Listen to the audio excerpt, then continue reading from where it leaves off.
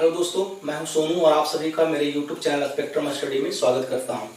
दोस्तों, हम लोग प्रकाश के अपवर्तन का दूसरा भाग हम लोग लेकर आए हैं और इसमें हम लोग पढ़ेंगे अपवर्तनांक, रिफ्रैक्टिव इंडेक्स। ठीक है, पिछले वीडियो में हम लोगों ने प्रकाश के अपवर्तन का नियम पढ़ा था। दो नियम थे, जिसमें से जो दूसरा नियम हमने लिखाया था उसमें स्नेल का उसको नियम भी कहा गया था, क्योंकि उससे स्नेल ने ढूंढा था या उस नियम को स्नेल ने दिया था। तो मेरा कहना होगा कि अगर आप वो वीडियो नहीं देखे हैं तो नीचे डिस्क्रिप्शन बॉक्स में उसका लिंक दिया हुआ है, सबसे पहले वो वीडियो जाकर देखें। उस वीडियो में स्नेल का नियम क्या कहता था कि किसी निश्चित रंग के लिए और निश्चित पारदर्शी माध्यमों के युग्मों के लिए आपतन कोण की ज्या और अपवर्तन कोण की ज्या का अनुपात एक स्थिरांक होता है, यानी साइन आई बटा साइन आर बराबर हमने स्थिरांक लिखा था, है ना। ये स्नेल का नियम के अनुसार था। इसी स्थिरांक को हमने क्या कहा था? अपवर्तनांक कहा था, है ना। तो आखिर है क्या अपवर्तनांक? सवाल है कि क्या है अपवर्तनांक। तो एक तो अनुपात है, और दूसरी तरफ से कैसे परिभाषा दे सकते हैं? तो यहां देखिए कि अपवर्तनांक दो माध्यमों में प्रकाश की चाल का अनुपात है। ये तो हो गया कोण का अनुपात, और दूसरे रूप में हम इसको प्रकाश की चाल का अनुपात भी कह सकते हैं। ठीक है, अपवर्तनांक दो माध्यमों में प्रकाश की चाल का अनुपात है, जो यह बताता है कि प्रकाश किस माध्यम में अन्य माध्यम की अपेक्षा तीव्र है। प्रकाश किस माध्यम में अन्य माध्यम की अपेक्षा तीव्र है। यहां चाल की बात हो रही है। चाल की बात, प्रकाश की चाल की बात हो रही है, तो सबसे पहले हम लोग ये बता दें कि अन्य अलग अलग माध्यमों में प्रकाश की चाल अलग अलग होती है। हवा में अलग, जल में अलग, किरोसिन में अलग, हीरे में अलग, है ना। तो जब भी पारदर्शी माध्यम अलग अलग हो जाएंगे तो प्रकाश की चाल भी अलग अलग हो जाती है। क्यों हो जाती है अलग अलग? तो उसकी सघनता के कारण या विरलता के कारण हम लोग पढ़ चुके हैं, है ना। अभी तक क्या पढ़ा था कि अगर ये हवा से जल में प्रवेश कर रही है प्रकाश की किरण, तो हवा आपका विरल माध्यम है, जल आपका सघन माध्यम है। कैसे हमने जाना? क्या घनत्व के अनुसार जाना? बोलिए। होता है कि जिसका घनत्व ज्यादा है वो सघन है, जिसका घनत्व कम है वो विरल है। नहीं, ये विरलता और सघनता घनत्व के आधार पर नहीं, बल्कि प्रकाशिक विरलता और प्रकाशिक सघनता का आधार क्या है? तो उसका अपवर्तनांक आधार है। अर्थात जिस माध्यम में प्रकाश की चाल कम होगी दूसरे माध्यम की अपेक्षा, तो उस माध्यम में प्रकाश की चाल जिस माध्यम में प्रकाश की किरणें मुड़ जाती हैं अभिलंब की ओर, ठीक है, जिस माध्यम में प्रकाश की किरणें अभिलंब की ओर मुड़ जाती हैं, वह प्रकाशिक सघनता वाला माध्यम होगा। ठीक है, यहां कहां मुड़ रही है? जल में। किधर की ओर? अभिलंब की ओर। इसलिए जल प्रकाशिक सघनता जो दूसरे माध्यम की अपेक्षा यानी हवा की अपेक्षा जल की सघनता अधिक होगी। या फिर जिस माध्यम में प्रकाश की किरणें अभिलंब से दूर भागती हैं, यदि हम इधर से लेकर इधर करवाते हवा में तो अभिलंब से दूर भाग जाती, तो हम कहेंगे कि जिस माध्यम में प्रकाश की किरणें अभिलंब से दूर भागती हैं वो प्रकाशिक विरलता वाली होती है। तो इसका मतलब है कि प्रकाश का वेग कहीं कम कहीं अधिक होता है।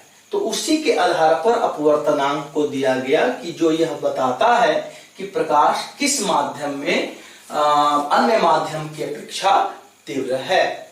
और दूसरा यही लिखा है कि यदि अपवर्तन के दौरान आपतन कोण आई और अपवर्तन कोण आर हो तो साइन आई बटा साइन आर बराबर स्थिरांक, जिसे हम क्या कहते हैं, अपवर्तनांक कहते हैं। तो ये तो क्लियर है कि जब भी अपवर्तन होगा तो आपतन कोण और अपवर्तन कोण तो बनेगा ही। तो निश्चित माध्यम के लिए, जैसे इस किरण के लिए हम ले रहे हैं खास किरण के लिए, खास रंग के किरण के लिए, और इस माध्यम में है, तो जब जब किरणें आएंगी तो आयतन कोण और अपवर्तन कोण की ज्या का अनुपात हमेशा एक स्थिरांक होगा, जिसे अपवर्तनांक कहते हैं, है ना। तो अभी हम लोग पढ़ेंगे माध्यमों के आधार पर, प्रकाश की चाल के आधार पर। आप चित्र देखिए, हवा में प्रकाश का वेग को v1 माना हमने, और जल में प्रकाश का वेग को v2 माना। अपवर्तन किस माध्यम में हो रहा है, जल में हो रहा है। नहीं, इधर से आया और प्रवेश किया जल में, तब यह अभिलंब की ओर मुड़ गई किरणें, तो ये जो है अपवर्तन जल में हो रहा है। तो हम लोग लिखेंगे, क्या लिखेंगे हम लोग, कि हवा की अपेक्षा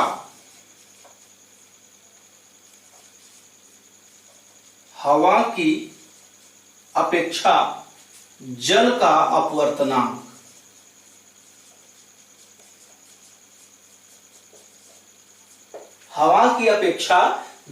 अपवर्तनांक हमने सापेक्ष लिया है, किसका, हवा की अपेक्षा। अपवर्तन किसमें हो रहा है, जल में, तो जल का अपवर्तनांक, इसको हम लोग शॉर्टकट में n, और इस माध्यम को यदि हम 1 मान ले, माध्यम 1, और इसे हम मान ले माध्यम 2, तो इसे हम लिख सकते हैं किसका, किस माध्यम के लिए है, 2 का। ध्यान रखिएगा, बच्चे यहां कंफ्यूज होते हैं, इसलिए ध्यान रखिएगा। हमने जल के लिए लिया है, यानी माध्यम 2 के लिए, तो हम यहां 2 लिखेंगे। किसके सापेक्ष लिया है, तो 1 के, तो यहां 1 लिखेंगे। इसको लिखने का और तरीका है, ये 1 यहां भी जा सकता है ना।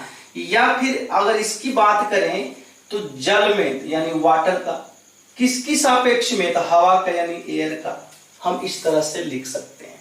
ठीक है, तो इसको हम यहां लिख देते हैं, N21 लिख दो, या N12 लिख दो, या N वाटर में एयर के सापेक्ष। अब यहां क्या लिखेंगे, किसके सापेक्ष, तो हवा के सापेक्ष। तो हवा में प्रकाश का वेग ऊपर लिखो, हवा में प्रकाश का वेग। अपवर्तनांक कहां हो रहा है, तो जल में, तो जल में प्रकाश का वेग। यहां थोड़ा सा उल्टा हो, सापेक्ष जो है वो ऊपर रहेगा, जिसके सापेक्ष हम ले रहे हैं, और जिसमें अपवर्तन हो रहा है उसे हम नीचे रखेंगे। तो क्या हो गया, ANW, यानी जल में हवा का, जल में जो जल का अपवर्तनांक है वो हो जाएगा, हवा में प्रकाश का वेग कितना, v1, और जल में प्रकाश का वेग v2। यही हो गया, है ना। ये हो गया आपका सापेक्ष अपवर्तनांक, क्योंकि हमने तुलना किया है हवा से। ठीक है, लेकिन आप जानते हैं कि प्रकाश का अधिकतम वेग कहां होता है, निर्वात में, और निर्वात और शून्य करीब करीब एक ही मान होता है, 3 × 10⁸ मीटर पर सेकेंड होता है। तो हम यदि इस सापेक्ष को हवा के जो माध्यम है हवा, उसे हम निर्वात ले लें तो क्या होगा, इतना लिखें आप। मैं ऊपर का आप स्क्रीनशॉट ले लें, मैं ऊपर का मिटाऊंगा अभी। ठीक है, अब देखिए, अब जो इसी में हम क्या करते हैं, जल का अपवर्तनांक लेते हैं, जल का अपवर्तनांक किसके सापेक्ष, तो निर्वात के सापेक्ष। तो शॉर्टकट में क्या लिखेंगे, NW लिख देंगे। निर्वात है तो कुछ नहीं, यानी खाली है, तो इतना बराबर क्या होगा, तो लिखेंगे निर्वात में प्रकाश का वेग।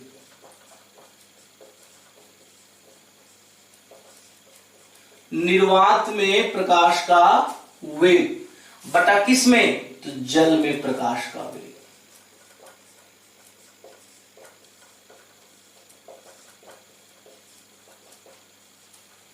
यानी यदि निर्वात में प्रकाश का वेग c है और जल में प्रकाश का वेग v है तो n w यानी जल का अपवर्तनांक हो जाएगा c/v, जहां c निर्वात में प्रकाश का वेग हो जाएगा, और या फिर यहां ऐसे लिख सकते हैं v1/v2, निर्वात को v1 मान लो, इसको क्या मान लो v2। और निर्वात और हवा क्या होता है आपका, लगभग उसमें वेग एक ही होता है। तो ये हो गया किस तरह का, ये हो गया निरपेक्ष अपवर्तनांक। यहां था सापेक्ष, एयर के सापेक्ष, हवा के सापेक्ष जल का अपवर्तनांक। यहां कुछ नहीं है, कोई भी दूसरा माध्यम तुलना के लिए नहीं दिया हुआ है, तो यह हो गया आपका निरपेक्ष अपवर्तनांक। और निरपेक्ष अपवर्तनांक को हम सिर्फ अपवर्तनांक कहते हैं। आपके किताब में जब तक कुछ लिखा हुआ, सिर्फ अगर अपवर्तनांक लिखा हुआ है तो आप इतना समझ लें कि यह निरपेक्ष अपवर्तनांक की बात कर रहा है।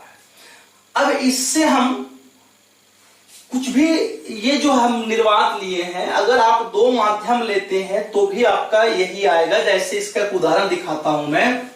ये सबसे पहले हवा में प्रकाश का वेग लूं, तो हवा में प्रकाश का वेग तो निर्वात है, तो निर्वात में तो क्या हो गया, तो c बटा, और हवा में मान लो पहले v1, हवा में प्रकाश का वेग क्या मान लो v1, और माने है ना, और जल में प्रकाश का वेग क्या मान लो, जल में प्रकाश का वेग v2, और निर्वात में c है, तो nw बराबर cv1 हो गया, और हवा में है तो na, और nw बराबर c बटा क्या हो गया, v2 हो गया। अब इसकी तुलना करो तो na बटा nw, तो na कितना, c बटा v1, और c बटा क्या हो गया, v2 हो गया। क्या आ गया, c बटा v1 गुने v2 बटा c, कट गया, क्या आया, v2 बटा v1। अब देखिए यहां ये जो तुलना किए हैं, ये तुलना किसके सापेक्ष है, वाटर का, वाटर के सापेक्ष एयर का हो गया। तो इसको उल्टा करो तो nw बटा na करेंगे तो ये उलट जाएगा, यानी v1 बटा क्या हो जाएगा, v2 हो जाएगा। वही चीज आया, है ना। तो ये देखना था।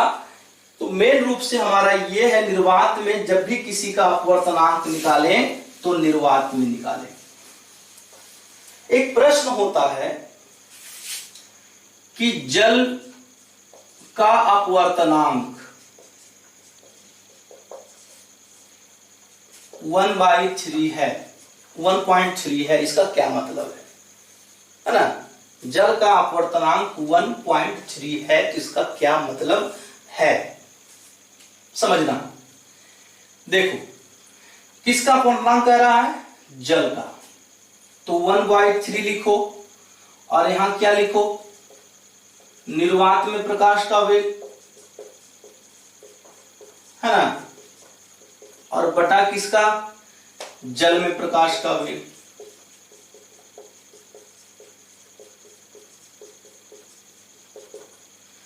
तो जब हम क्रॉस मल्टीप्लीकेशन करेंगे तो क्या आएगा निकलकर कि निर्वात में प्रकाश का वेग बराबर 1.3 इंटू जल में प्रकाश का वेग आएगा ना।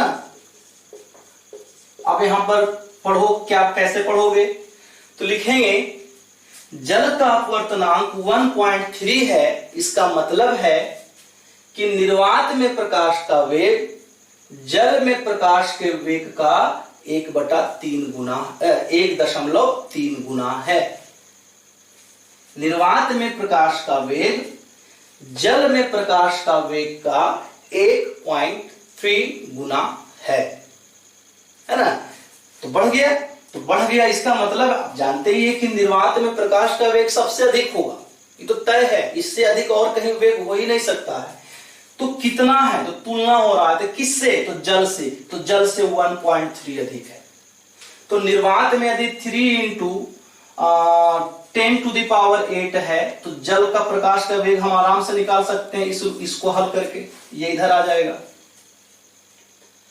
और अब देखिए इसका वेग अधिक, इसका वेग कम है, तो चूंकि इसका वेग कम है तो कम होगा तो क्या होगा, अभिलंब की ओर मुड़ता है। अधिक होता है तो आपका किधर जाता है, अधिक होगा तो अभिलंब से दूर भागेगा। चूंकि इसका वेग कम है तो अभिलंब की ओर मुड़ रहा है, इसलिए जल निर्वात की अपेक्षा या हवा के सापेक्ष यह प्रकाशिक सघनता दिखाएगा, है ना। समझना है बात को, कुछ नहीं है। तो यही था आपका अपवर्तनांक, सापेक्ष अपवर्तनांक और निरपेक्ष अपवर्तनांक। आशा करते हैं आपको यह वीडियो अच्छा लगा हो,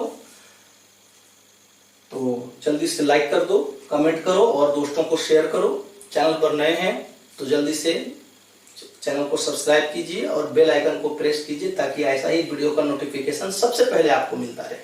that's all for today, thank you.